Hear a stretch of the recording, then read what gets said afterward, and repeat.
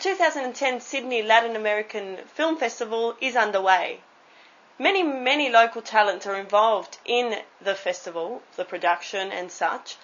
We asked Chris Johns, a film director, document producer, why it is that so many Australians are involved in the Latin American Film Festival.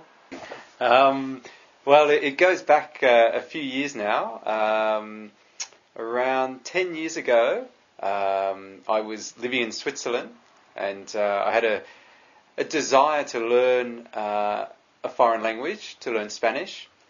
And I basically thought, what would be a nice country to go to? And I knew a little bit about Argentina, so I thought, well, I'd like to perhaps live in Buenos Aires for a while. So I went over to the director of the Latin American team in Switzerland and talked about, my desire to learn Spanish.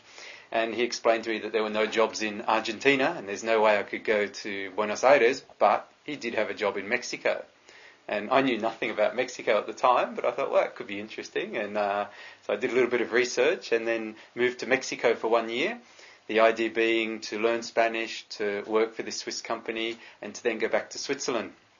After 1 year, I decided I really liked Mexico, so I managed to convince them to stay for another year, and so on, until eventually 4 years later, they finally dragged me out of Mexico. But during that time, I really enjoyed learning Spanish, getting to know Mexicans. I started to study film on the weekends at a local film school in Mexico City, and was just basically drawn into the culture. I really enjoyed the Mexican, as they say in French, the joie de vivre, that desire to really live life to the fullest, but also the sort of Mexican sense of humour, the idea that you never know what's going to happen each day you wake up, you take the day as it comes, and I found that really refreshing. So after leaving Mexico, I then came back to Australia and sort of felt a little bit disconnected because I am Australian, I grew up in Sydney, but I'd been away for over 10 years. And so when I got back, I was talking to some friends, and one day, just randomly, I was